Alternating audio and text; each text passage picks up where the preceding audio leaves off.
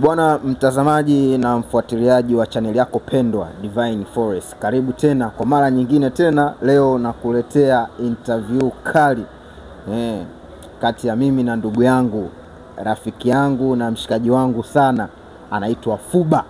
Hivi brother, mimi nakufahamu kwa jina la Fuba. Majina yako ya ubatizo ni nani? Nafahamika kwa majina ya Mr. Humphrey Ambonise Mwasanjala Mwankanye na Mwaisa. Mwaisa. Vipi kilugha kinapanda? Mimi ni Mwaisa wa mjini, lakini ukiongea kilugha ukinitukana na kuelewa, ukinisifia na kuelewa. Kwa hiyo ila kuongea sasa ndio ulimi mzito. Naam. Una mpango gani sasa wa kujifunza? Kule ni nyumbani, na nyumbani lazima ufahamu lugha ya nyumbani. Kwa hiyo najitahidi taratibu najifunza.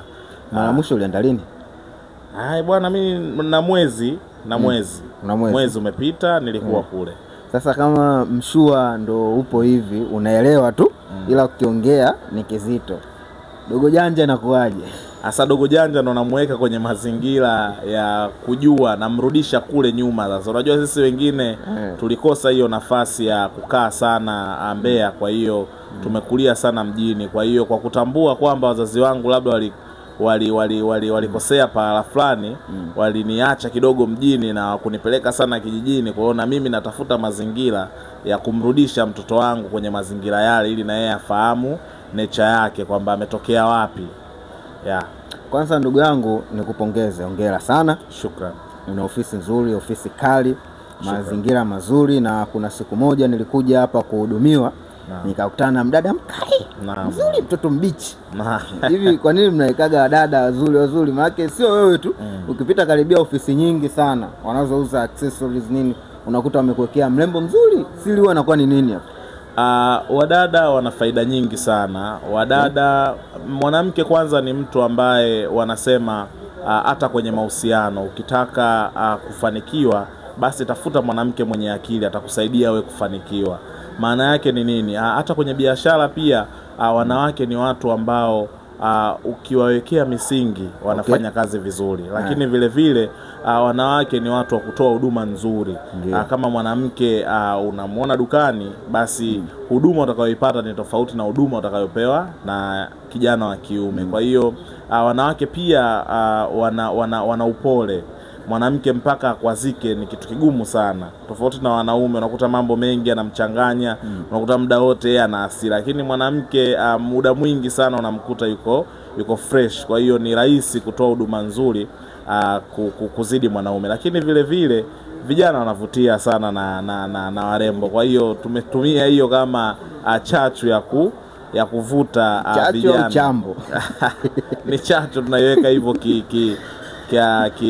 kitaalamu zaidi, lakini ni chambo pia. Sikutaka kuweka neno chambo, lakini nimeiweka kama chachu. Kwa hiyo vijana wanavutika na mabinti, kwamba anajua kabisa nikiingia dukani nitapata huduma nzuri. Kwa hiyo anakuwa comfortable kufanya biashara. Au ndo mbinu ile, unajua sisi wabongo tuna nature ya kulialia sana tukienda dukani. Yaani kitu naambiwa 2500, wewe unataka ulielie uchukue kwa buku jelo. Au ndo mazingira, kutengeneza mazingira kwamba akija kijana yote hapa kuja kuulizia bidhaa anaona aibu. Naam. Hao ni aibu, kwa sababu akimkuta mwanaume pia inakuwa ni rahisi sana kumpanga. Kwa hiyo akikutana na binti kidogo anasikia aibu. Kwa hiyo mabinti wanatusaidia sana.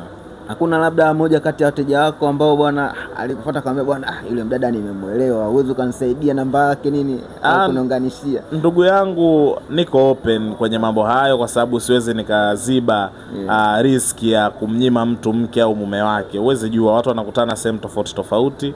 Lakini kwa upande wangu sijakutana bado na mazingira hayo. Nadhani watu wamekuwa very professional na wanaweka mipaka yao. Kwa hiyo sasa ndugu yangu, unajua bwana, moyo usizani ukishakutana vitu hivyo, usizani kama unakuaga na mipaka, unajikutaga umekurupuka tu. Sasa mpaka kwa dakika hii hapa nadhani sijakutana na mtu ambaye amesema kabisa. Nadhani watakuwa labda wanamalizana wenyewe vijana. Si unajua tena. Haujaletewa kesi yoyote? Hapana. Binti yangu iko very professional. Na nadhani mabinti ndio maana watu wengi wanaweka dukani, kwa sababu wako very professional. Okay. Naam. Hii ni nafikiri ni ofisi yako ya pili, si ndio? Naam. Hivi siri ni nini ndugu yangu? Maana naona the moment ulivyoanza kupanda, yani trend yako imekuwa ni uptrend yani. Unaona? Yani wewe ni unapanda. Siri ni nini au mganga wako ni nani? Bwana, mganga wangu mimi ni Mungu, naweza nikasema, lakini siri nadhani ni consistency. Ups and downs zipo, japokuwa ni muda mwingine unaweza ukawa uzioni, lakini tunapambana sana. Naamini leo hii umekuja kuniona na kutaka kufahamu machache kuhusiana na mimi, kwa sababu hiyo ya kuona kwamba kipindi unanifahamu labda nilikuwa sehemu fulani na sasa hivi labda niko sehemu fulani. Sio kwamba mimi ni tajiri sana, lakini kuna hatua moja nimeivuka kutoka sehemu niliyokuepo mwanzo. Kwa hiyo hamna kitu kingine zaidi ya consistency, kwamba unapambana kila siku, kwamba ndo maisha yako. Kwa hiyo you give it all na unapambana na kusali sana. Mambo yanaenda taratibu na uvumilivu pia. Okay. Ulishawahi kulogwa labda? Mimi naamini sana, namwamini sana Mungu sana, nasali sana. Kwa hiyo masuala ya ushirikina sijayapa nafasi maishani mwangu. Wala hujawahi ku experience mazingira? Sijawahi kabisa, kwa sababu imani yangu iko kwa Mungu tu. Na brother, kidogo umebahatika kusoma. Naam. Na degree bila shaka? Naam, na degree. Degree ya nini? Nina degree ya takwimu, nimechukulia pale Mlimani. Okay. Na nataka kufahamu, baada ya kupata degree yako ulikuwa mwanzo wa kuanza biashara, au kuna vitu ambavyo ulipitia ndipo baadaye ukaja kujipata kwenye biashara? Okay, biashara ni kitu ambacho nilikuwa nafanya tangu huko nyuma awali. Yani kwamba unajua kuna wale wanafunzi ambao pamoja na kuwa wanasoma lakini wanajihusisha na biashara. Kwa hiyo nilikuwa nafanya biashara tangu huko shuleni, lakini seriously kabisa baada ya kumalizana na chuo ndo nikafocus zaidi na biashara. Lakini huko nyuma nimefanya biashara nyingi sana ambazo zilifeli. Kwa sababu pia elimu inabidi ufocus kidogo biashara. Kwa hiyo ni mambo ambayo nilishindwa kuyakontrol kwa pamoja. Kwa hiyo ikabidi niachane, nifanye vibaya, niruhusu kufanya vibaya kwenye biashara na nifanye vizuri kwenye elimu, kwa sababu pressure wazazi wanalipa ada zao. Kwa hiyo ingekuwa very disappointing kwa mwanafunzi kujikuta kwamba wazazi wanajitoa wanakulipia ada alafu wewe unaleta matokeo mabaya. Kwa hiyo ilibidi ni focus zaidi na elimu, lakini baadaye ndo nikaja kwenye masuala nikajikita kwenye biashara zaidi. Nakumbuka kuna siku fulani hivi wakati tunapiga story 1 2 3 uniambia, bwana ndugu yangu wewe ushauza mpaka maji ya kandolo. Sikuwahi kuuliza kuchimba kidogo, ila leo imebidi nikuulize. Ilikuwa ni mwaka gani kwanza? Nakumbuka ilikuwa ni mwaka 2012 13 kama sijakosea. Na chuo umemaliza mwaka gani? 2019. 2019. Kwa hiyo miaka 6 nyuma. Ilikuwa before, kabla hata chuo hujaanza. Naam. Nakumbuka ndo nilikuwa na kama sio nimemaliza form 4 na karibia kumaliza. Nilikuwa nakaribia kumaliza. Nilifanya kwa muda fulani hivi hiyo biashara, na ilikuwa ni kwa kipindi kile, unajua ukiwa mtoto kuna kiasi tu kidogo unachotamani cha fedha. Kwa hiyo nikawa nimejishikiza kwenye biashara ile. Kwa hiyo nikawa nimetafuta vijana wakawa wanasambaza maji, na wengine wanafunga maji. Lakini sasa baadaye hayo mambo yakaja kubadilika baada ya kuonekana, kwa sababu kandolo unaongelea vifuko vilikuja kuwa haramu. Ni kama umebeba madawa ya kulevya. Kuna kipindi ukishika mfuko wa lambo ni kama umeshika madawa ya kulevya, unanielewa? Kwa hiyo nikaamua kuachana na hiyo biashara na nikafocus na mambo mengine. Lakini kwa kipindi kile ni biashara fulani ambayo ilikuwa inanitengenezea, inanipatia hela ya kula na kuishi mjini. Japokuwa nilikuwa nakaa nyumbani kwetu, sio kwamba sipati hela, lakini unajua vijana kujiongeza. Kwa hiyo unatamani, hata kama wewe ni mtoto unatamani kwamba sio kila kitu kiombe kwa baba yako au kwa mama. 200 buku za kuonga vocha kwa mchumba nini. Nilikuwa nazo. Sio shida zako. Ilikuwa sio shida zangu. Hongera sana kaka. Shukrani. Niliposikiliza hapa nimegundua kitu kimoja, kwamba wewe ndugu yangu yani jina la kuitwa bosi tayari umeshalizoea, maana yake tangu miaka hiyo wewe ulikuwa unaitwa bosi. Of course, kiukweli naweza nikasema nimepambana sana na mtaa na ufahamu mtaa sana nimepambana. Naweza nikasema nimegraduate, yani mtaa umenifunza na kunipa elimu kubwa sana kiasi cha kwamba yani uwezi ukaja na idea yako ya mtaani nikawa sina mawazo nayo au sijawahi, yani uwezo ukanidanganya in short, yani kwamba nafahamu mambo mengi sana kwenye mtaa kwa sababu nimejikita sana, yani nimekaa sana mtaani na kupambana sana mtaani, kwa sababu akili yangu mimi tangu zamani nilikuwa natamani sana kwenye kufanya biashara. Baada ya biashara ya kuuza maji ya Kandolo kukwama, of course naweza kusema ilikwama kwa sababu, lakini pia haikukwama kwa nia mbaya, kwa sababu ulikuwa ni mpango wa serikali kuhakikisha mazingira ya mitaa ambayo tunaishi yanakuwa ni masafi. Ulikuja na idea gani nyingine ya biashara? Baada ya Kandolo nadhani nilianza kuuza lipstick kama sijakosea. Nilianza kuuza lipstick. Kuna kampuni fulani hivi nimesahau jina lake, lakini ilikuwa inatoa dry lipstick fulani hivi dry. Wadada walikuwa wanazipenda sana. Kwa hiyo nilikuwa nachukua zile lipstick, nadhani mpaka zinanifikia. Kuna rafiki zangu, sasa kipindi hicho ni muda ulikuwa umeshaenda, kwa hiyo kuna rafiki zangu ambao walishaanza kwenda kusoma China. Kwa hiyo wakawa naagiza hivyo, zinakuja pisi kadhaa naziuza kwa wadada, na nikawa sikosi vishilingi 200 maana kwa kipindi kile ndio ilikuwa trend. Unajua kuna muda unafanya biashara ambazo zina trend kwa muda huo, kwamba kama sasa hivi nadhani kuna biashara ambayo watu wanaifanya vizuri sana ya mawigi, labda let's say wanawake wanapenda sana mawigi. Kwa hiyo ni trend fulani ambayo kwa mtu ambaye anaweza akajishikiza, anaweza akaokoteza hapo hela fulani. Lakini kuna watu ambao unaweza ukaona wanaifanya vizuri biashara kama hiyo, wanapata hela nyingi sana. Kwa hiyo kuna biashara ambazo kwa mtu mjanja anaziona kwamba ziko kwa muda huo, kwa hiyo akijishikiza anaokoteza. Miaka ya zamani kidogo, wakati nasoma, ilikuwa inaaminika kwamba asilimia kubwa ya watu ambao wanafanya biashara mjini ni wale watu ambao hawajafanya vizuri darasani. Nafikiri hata wewe mwenyewe hicho kitu ushawahi kukisikia. Kwako wewe hii ilikuwa inakukata kiasi gani kipindi hicho? Kunikata hapana, kwa sababu kwa upande wangu mimi najiamini sana. Najiamini kwamba naamini kwenye kitu ninachofanya, lakini pia naamini sana kwenye mawazo yangu.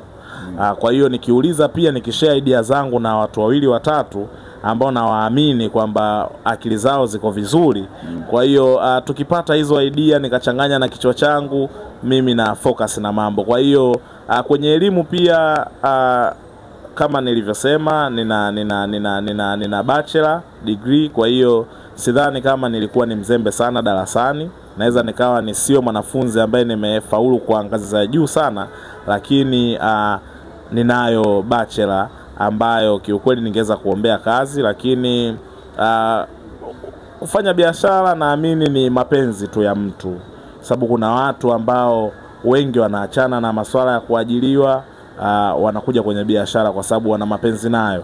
Kuna watu wengi mameneja wa mabenki huko wakubwa zaidi kwenye mabenki, kwenye taasisi fulani, wanaachana na hayo mambo, wanafanya biashara. Kwa hiyo naamini biashara ni mapenzi tu ya mtu, ni hulka ya mtu, naweza nikasema ni hulka ya mtu. Kwa hiyo haingiliani sana na elimu. Kwa upande wangu mimi naona hivyo. Ulishawahi kufanya biashara yoyote ile then ikafeli? Yaani umefanya baada ya muda fulani ukaona mambo hayaendi vizuri, ukaamua kuachana nayo? Nimefanya biashara nyingi sana ambazo zimefeli. Nyingi sana, zikiwemo kama hizo za maji. Maji ya Kandolo na yenyewe ilikujaga kufeli kwa sababu hizo za intervention ya serikali. Lakini vile vile hata hiyo biashara ya lipstick, unaona sasa hivi nafanya biashara nyingine kwa sababu hiyo ilifeli. Na nikata biashara ambazo, yani hizo zote ambazo zimefeli nilizifanya kwa muda mchache sana, kwa sababu unakuta mazingira yake kwa kipindi hicho yalinishindwa, yani nilishindwa kuyasolve, yani changamoto za kipindi hicho nilishindwa kusolve. Kwa mfano ya lipstick nilikuwa nashindwa kupata consistency ya mzigo. unajikuta labda umeagiza pisi zako 100, lakini sasa watu wanapenda na kuagiza kutoka China. Kwa kipindi hicho tulikuwa tuko aware sana na masuala ya ndege, sio ya transport. Kwa hiyo tulikuwa tunajikuta unazituma tu kwenye maji. Kwa hiyo sasa mzigo unachelewa nini, mambo kama hayo ni changamoto ambazo zilikuwa zinapelekea biashara ambazo nimegusagusa zifeli.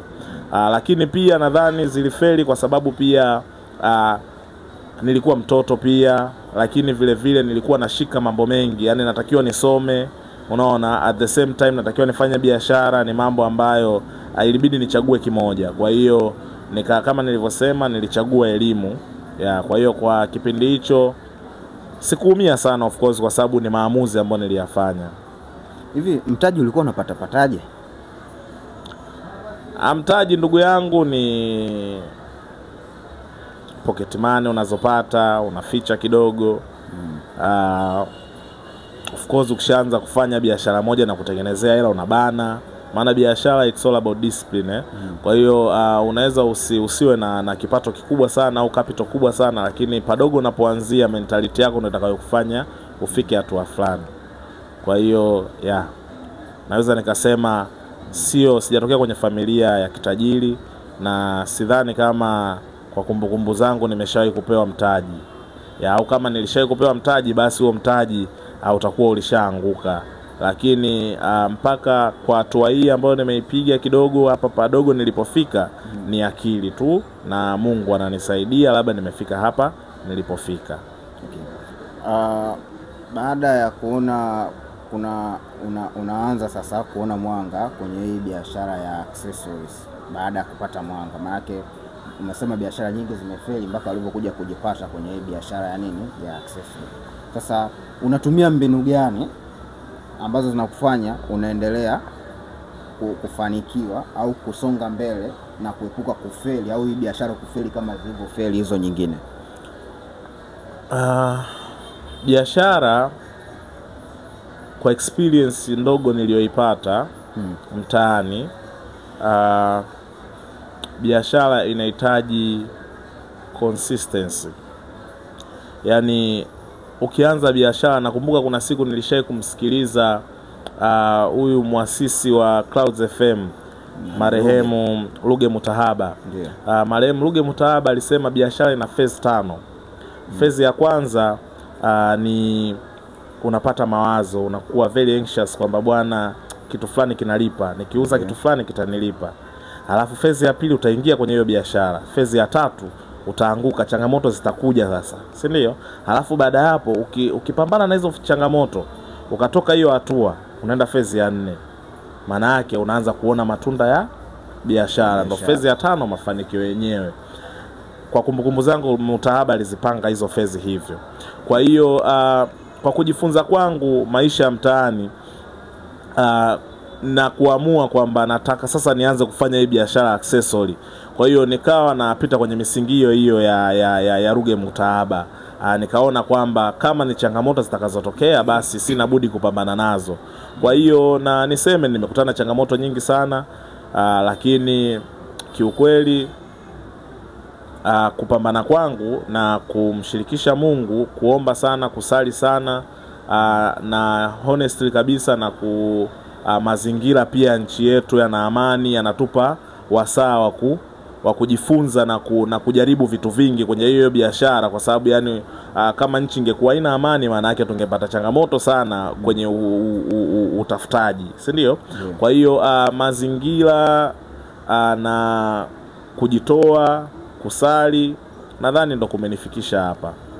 Unaweza ukashare kidogo na mtazamaji ambaye anakuangalia sasa hivi, malengo yako ya baadaye au ya kuanzia miaka 2 au 3 mbeleni, na umejipangaje namna ya kuyatimiza au kuyafanikisha? Bana, mimi kwanza ni mtu ambaye natamani sana kuona watu wana furaha. Kwa hiyo kwa upande wangu natamani sana baadaye niweze kuja kufanya mambo ya kugive back kwenye jamii. Mambo ambayo yanafanywa kama na watu kama kina Lugumi ni mambo ambayo yanani touch sana. Kwa hiyo malengo yangu, kwa hiyo una mpango wa kuja kuanzisha hizi NGOs? Naweza nikasema ni NGOs, lakini kwa upande wangu natamani sana Mungu akinibariki vizuri na nikafika hatua fulani, basi nisaidie baadhi ya watu, kwa sababu kiukweli nimekuwa nikizungukwa na watu. Mimi nimeishi kidogo, naweza nikasema nimeishi Uswahilini, nimeishi Mbagala, nimezungukwa na watu wa kaliba tofauti tofauti. Najua mtu akishakutajia Mbagala unaweza ukafahamu ni nature ya watu wa aina gani, lakini Mungu amenisaidia. Nimetoka ni mtu ambaye najitambua, sikuwa affected na mazingira.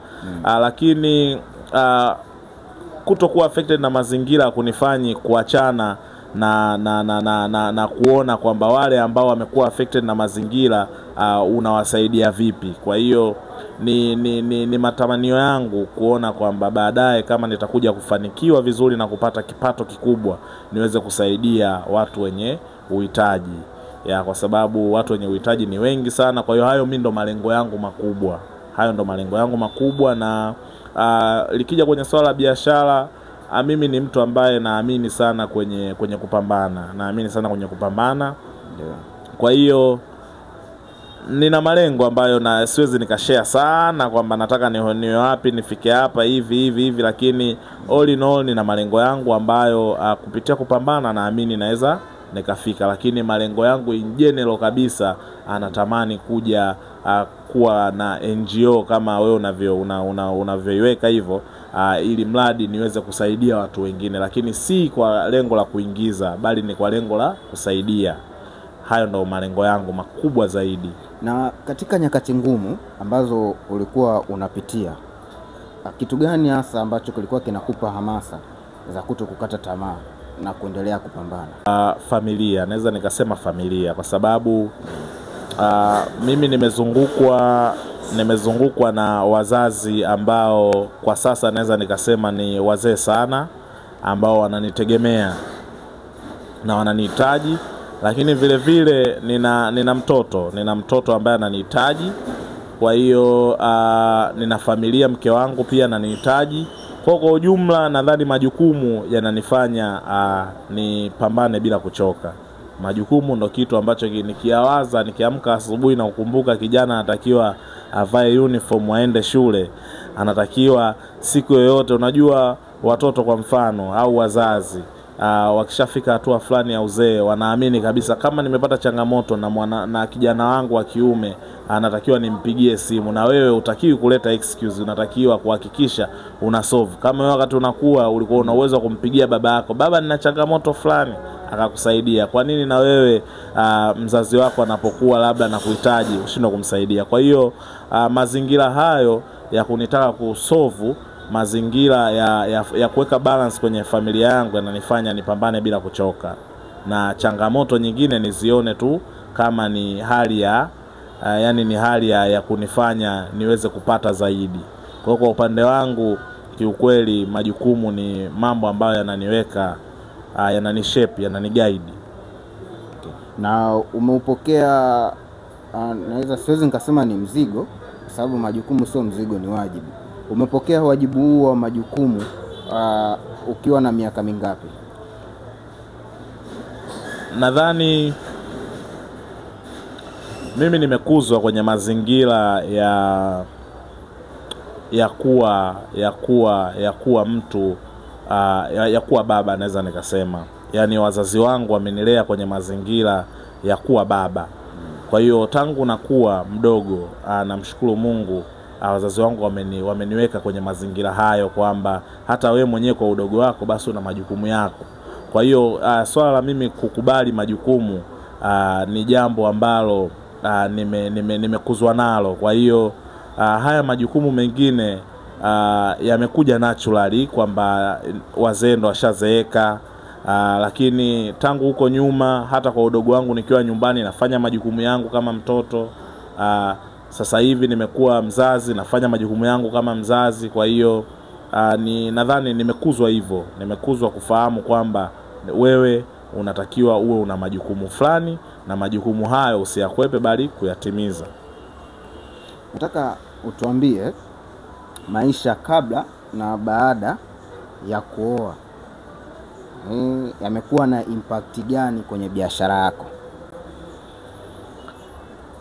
Actually maisha ya kuoa kwa upande wangu yani baada ya kuoa wanasema mtoto ni baraka, lakini pia wanasema ndoa ni baraka. Baada ya kufocus sana na kwenye familia, nadhani baraka pia ndo zimeanza kumiminika, kwa sababu ukishakuwa karibu na mwenza wako, maana yake mna mipango, mnasaidiana kwenye mawazo. Wanasema vile kidole kimoja hakivunji chawa. Maana yake utakapokuwa labda una share idea na mpenzi wako, automatically mnajikuta kwamba labda kuna kitu uliwaza ukaona kwamba ni kizuri, lakini mwenzako anakuambia kwamba bwana hapana, hichi kitu si kizuri. Kwa hiyo kama mmekutana wote mna hamu ya kupambana, naamini kabisa inakusaidia kukuguide kwenye maisha. Kwa hiyo kwa upande wangu maisha baada ya ndoa yamekuwa ni matamu, naweza nikasema, maana mke wangu nampenda sana. Kwa hiyo na pia amekuwa msaada mkubwa sana kwangu kwenye mawazo, kwenye mambo mengi sana. Kwa hiyo kwa upande wangu maisha ya ndoa na maisha ya kibiashara yanaenda pamoja.